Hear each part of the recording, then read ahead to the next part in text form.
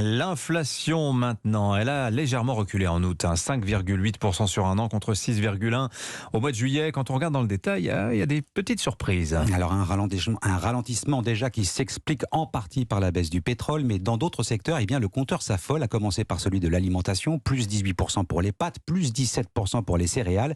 Et contrairement à ce que l'on pourrait penser, Margot Faudéré, les prix augmentent plus vite chez les hard discounters que dans les grandes enseignes. Oui, l'inflation atteint 8,66% en août dans les surfaces comme Aldi ou Lidl, contre 7,70% seulement dans les hypermarchés.